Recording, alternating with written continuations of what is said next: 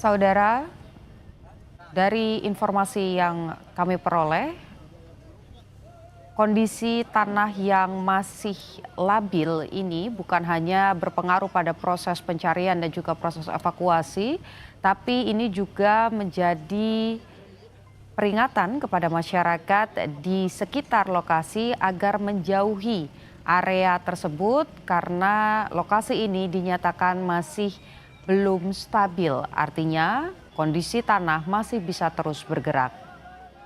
Akibat peristiwa ini, saudara, masih ada 19 orang, maksud kami masih ada 72 korban yang dinyatakan hilang dan 19 orang ditemukan.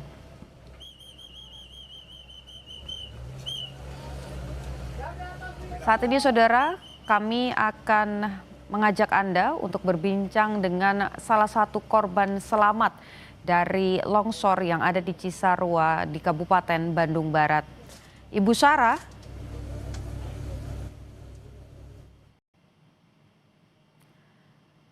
Ibu Sarah bisa mendengar suara Putu di studio? Ya, dengar. Oke, Ibu, pertama kami turut menyayangkan apa yang terjadi saat ini begitu ya di Cisarua. Kalau Anda bisa gambarkan kepada kami sebetulnya situasinya seperti apa saat itu? Saat itu hujan angin, terus gemuruh, berbisik, ada pecahan kaca, terus pas dilihat dari luar, masuk lagi ke dalam, udah banyak tanah ke dalam menyosor, keluar semua, aku di kamar, diselamatin sama si bapak, terus udah keluar, lihat posisi, jalan udah ketutup sama tanah, jalannya jalan kebun. Hmm. Pada saat peristiwa itu terjadi, Anda sempat terpisah dengan pihak keluarga, lalu bagaimana proses Anda bisa kemudian menyelamatkan diri? Apakah mendapatkan bantuan juga dari petugas? Nggak nyelamatin dulu anak sendiri, Mhm. terus pas itu kan udah mau ke jalan, tapi tanah udah sampai kaki, tapi masih bisa gendong anak, terus anak diestapitin ke orang lain. Mhm. Ini pasti pengalaman yang tidak mudah kemudian untuk dilewati begitu. Ketika kemudian longsor sudah terjadi, Anda berhasil menyelamatkan diri bersama dengan anak Anda, apa yang kemudian dilakukan? Kemana kemudian Anda mencari tempat yang lebih aman? Masuk dulu ke rumah saudara, nah di rumah saudara aman, semuanya masuk dulu, nggak beberapa selang menit kemudian, ada yang teriak-teriak, cepet keluar, airnya udah gemuruh, udah ngebendung, disuruh keluar, lari ke atas, hujan-hujanan. Mhm. Hmm. Sebelumnya apakah ada peringatan bahwa akan ada cuaca buruk atau terkait dengan longsor dari pemerintah setempat, Ibu? Tidak ada. Tidak ada, tapi kondisinya memang beberapa waktu sebelumnya atau beberapa hari sebelumnya cuaca di sana seperti apa? Hujan terus, tapi hujan yang kemarin hujannya benar-benar sama dibarengin angin gede. Oke, baik. Sekarang posisinya Ibu Sahra ada di posko pengungsian. Iya, Oke, dengan mhm. Ketika peristiwa itu terjadi, kami mendapatkan informasi bahwa sempat terpisah dengan anak Ibu Sahra, betul? dengan terpisah sama mama. Dalam kondisi seperti apa bisa diceritakan? Kemudian bagaimana proses pertemuannya? Apakah ditemukan atau kembali bertemu di posko pengungsian? Ya, waktu itu pas udah lari ke atas, aku sama suami sama anak lari ke atas sama hujan, tapi mama masih di bawah. Mhm.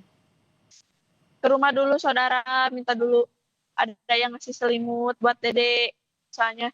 Nah udah itu disuruh lagi sok weh pergi soalnya situasi udah gak aman. Di situ pergi ke bawah, udah pergi ke bawah, langsung ke sini ke pos. Terus ketemu sama saudara itu, sama mama, di rumah saudara, ke rumah saudara dulu. Oke. Sampai dengan hari ini apa masih ada keluarga ataupun, juga kerabat yang masih terpisah atau semua sudah berkumpul kembali, Ibu Zahra? Bali.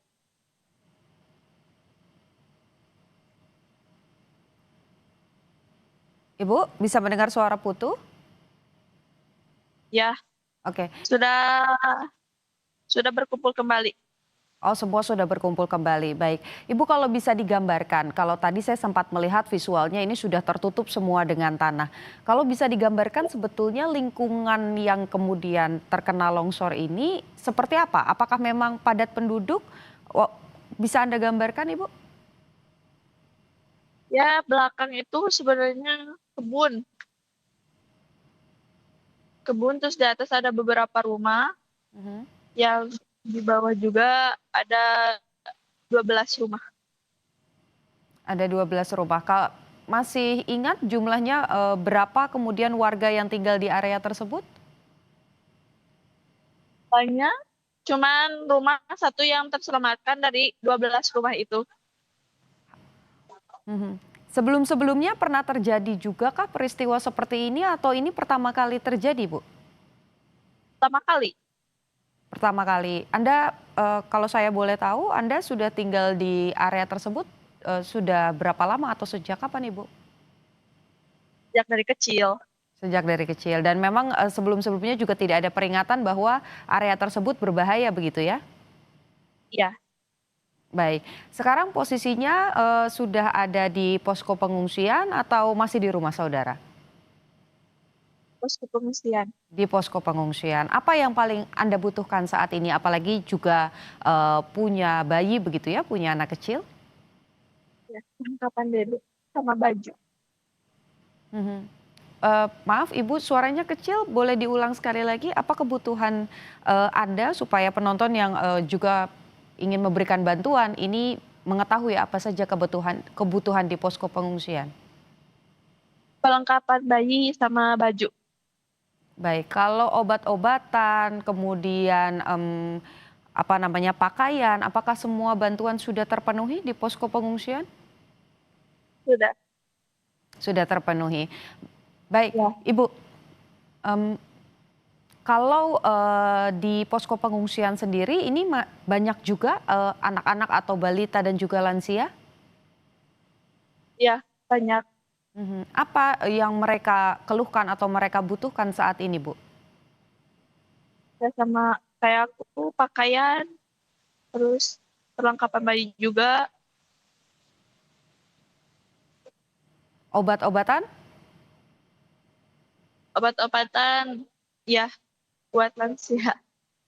Mhm. Sampai dengan saat ini kondisi para pengungsi seperti apa, Bu? Apakah ada yang, mengalami sakit atau, dampak dari longsor, kemudian ada yang mengalami luka? Ya, ada yang ngalamin luka, ada yang sakit. Mhm. Dari keluarga Ibu Syahra, berarti total ada berapa yang saat ini berada di pengungsian? Ada berapa ya? Banyak tuh kehitung. Ada banyak, oke baik. Mbak, ini kan, pertama kali terjadi setelah Mbak Zahra juga tinggal di lokasi ini sekian lama begitu dan, ternyata lahannya atau tanahnya ini tidak stabil. Apakah, Ibu juga berharap untuk kemudian rumahnya dipindahkan ke lokasi yang lebih aman? Iya, berharap gitu. Mhm, apa yang mau disampaikan kepada pemerintah?